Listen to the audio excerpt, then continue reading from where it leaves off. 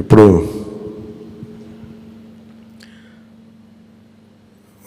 Party నేతగా మాట్లాడటం అలవాటు ప్రెసిడెంట్గా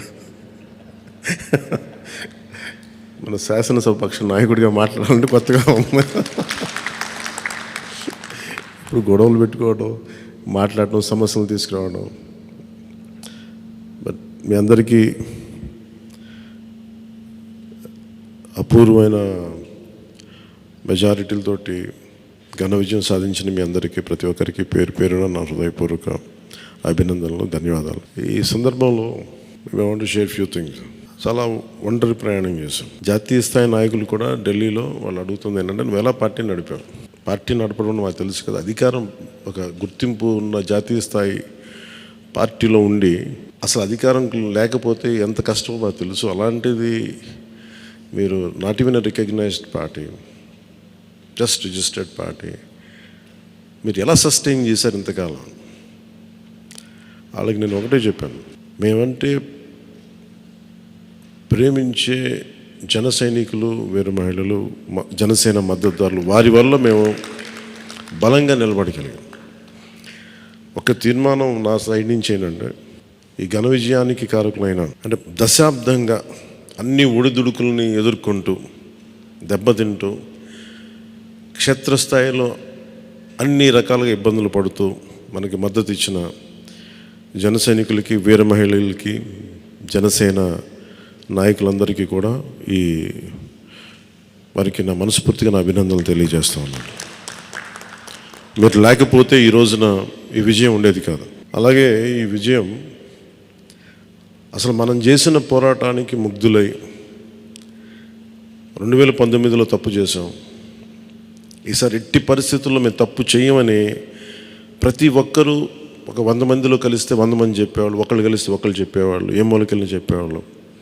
ఈ రోజున మనందరికీ కూడా ఇంత భారీ మెజారిటీలు వచ్చినాయి అంటే మనల్ని నమ్మిన ప్రజలందరికీ హృదయపూర్వకంగా మన ఈ మీటింగ్ తరపు నుంచి నేను వారికి నా కృతజ్ఞతలు, అభినందనలు తెలియజేస్తున్నాను.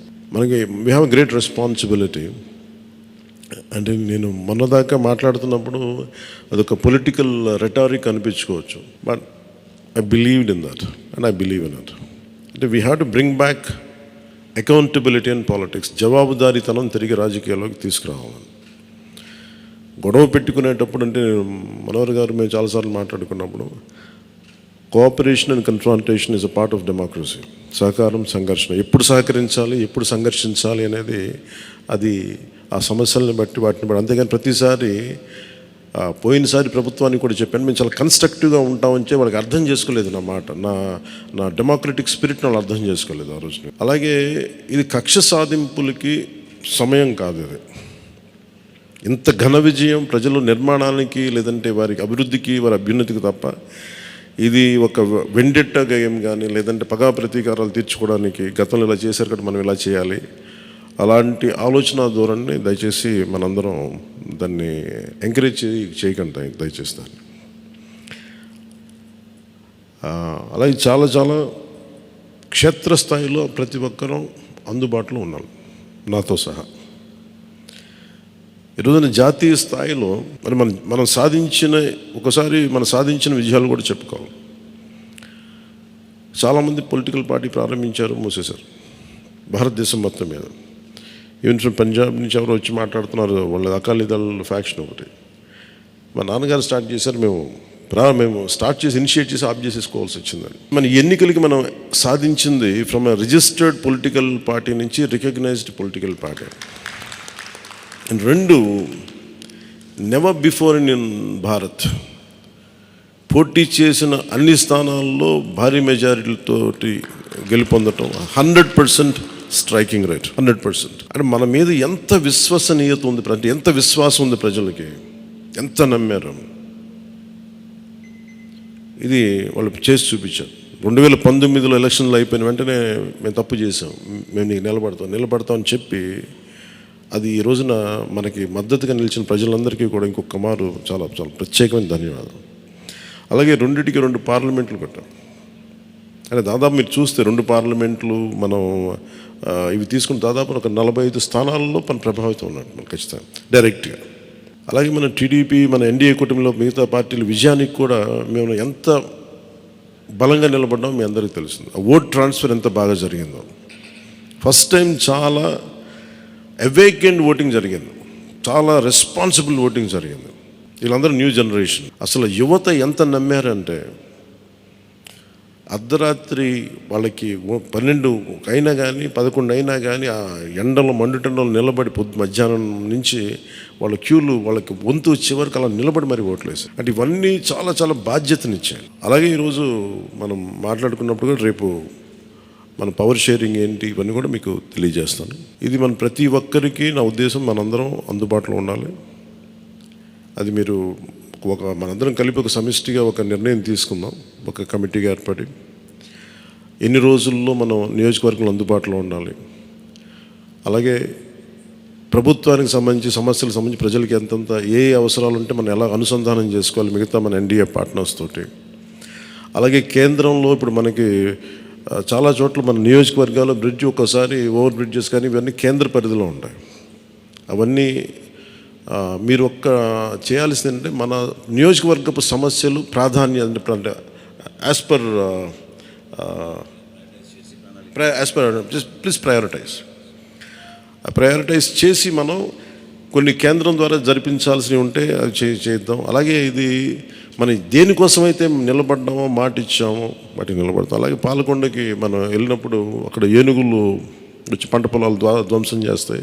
ప్రతి చిన్న చిన్న సమస్య. అలాగే irrigation projects, minor irrigation projects వీటికి చాలా తక్కువ నిధులతోటి 20-25 కోట్లతో అయిపోయే పనులు చాలా ఉన్నాయి. అండ్ మేజర్గా మన ఎలక్షన్స్లో మనం చెప్పింది విద్య, వైద్యం, ఉపాధి, సాగునీరు, తాగునీరు అండ్ లా అండ్ ఆర్డర్. ప్రజల మాన ప్రాణ ఆస్తుల సంరక్షణకి మనం చాలా చాలా జవాబుదారీతనంగా ఉండాలి. అలాగే మనకిచ్చింది ఇది ఎందుకంటే నెక్స్ట్ జనరేషన్ వచ్చింది, అది మనందరం అర్థం చేసుకోవాలి. పాత తరం రాజకీయాల్లాగా కూర్చోబెట్టి మనం పవర్ని ఎక్సర్సైజ్ చేస్తామంటే కుదరదు. ఎందుకంటే ప్రజలు ఎంత మద్దతుగా నిలబడ్డారో వాళ్ళు అంతే బలంతో మనం నిలదీయగలరు. అది మనం దయచేసి మర్చిపోతుంది. నాతో సహా నేను మర్చిపోదాన్ని. అందుకని లెటర్స్ బి వాళ్ళు ఒకసారి కోపంతో ఒక మాట మాట్లాడినా అసహనంతో అది మనం భరించాలి తప్ప. అలాగే విమర్శించేటప్పుడు కూడా దయచేసి అది పర్సనల్ అటాక్స్ ఎవరికి వెళ్ళకండి. వాళ్ళని మీరు చూశారు కదా, పోయినసారి ఆయన గత ప్రభుత్వాన్ని హ్యాండిల్ చేసిన ముఖ్యమంత్రి గారు ఎన్ని మాట్లాడి నేను ఎందుకు స్పందించలేదు వ్యక్తిగతంగా అంటే అది ఆ ప్రెసిడెంట్ ఆపేద్దామని మనం ఎక్కడ చేయాలి. అలాగే పార్టీ ఒకటి మనందరం చేయాల్సింది ఒకటి టైమ్స్, ఒకటి పంక్చువాలిటీ, సరైన సమయానికి రావడం. మీరు కావాలంటే గంట ముందు రండి. నైట్ 1:30, 2:30 అని పడుకునేటప్పటికి. ఎందుకంటే ఇది మనం 5 సంవత్సరాల కాలాన్ని ఎంత సద్వినియోగం చేసుకోగలం దాని మీద ఆధారపడి ఉంటుంది భవిష్యత్తు. దయచేసి మనందరం నియమావళిని పాటిద్దాం. కొంత మనలో కూడా మనం వన్స్ ఇన్ ఎ వైల్ మనందరం కూర్చొని మేబీ ఓవర్ లంచ్, ఒక ఈవినింగ్ ఒక చాయ్ పే చర్చ లాగా ఏమేం చేయాలి. అలాగే మనం కూడా కొంత కలుపుగోలుతనం చూపించాలి మిగతా పార్టీలు, మన ఎన్డీఏ కానీ బీజేపీ, మన ఎన్డీఏ పార్ట్నర్స్ అందరికీ కూడా. అంటే మీరు మనం ప్రత్యేకించి మనం ఎక్స్క్లూజివ్గా ఉండకుండా అందరితో మమేకం అవ్వాలి. At the same time not losing our identity.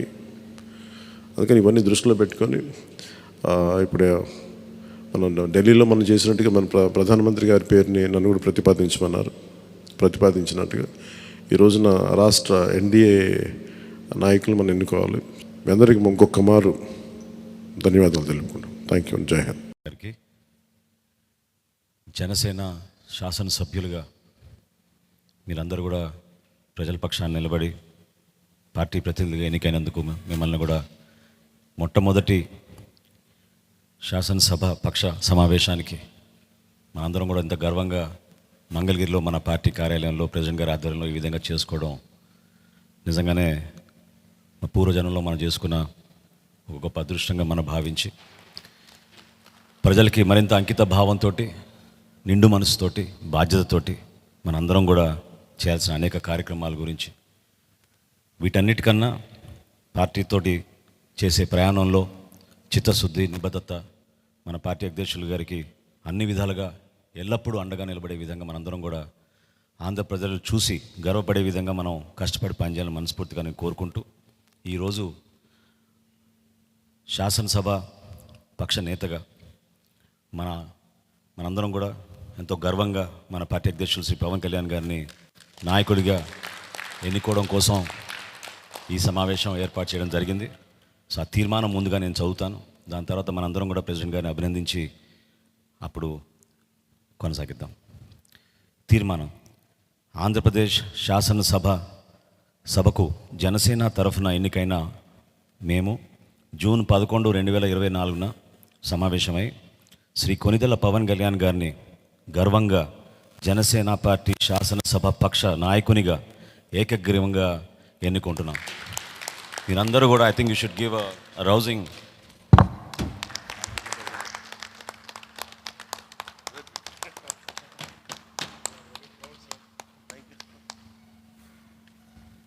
ఈ కాన్స్టిట్యూషనల్ ఫార్మాలిటీ పూర్తయింది కాబట్టి ఇప్పుడు మన పార్టీ అధ్యక్షులు, అదేవిధంగా మన శాసనసభ పక్ష నేత, మన పార్టీ అధ్యక్షులు శ్రీ పవన్ కళ్యాణ్ గారిని మాట్లాడమని రిక్వెస్ట్ చేస్తాం.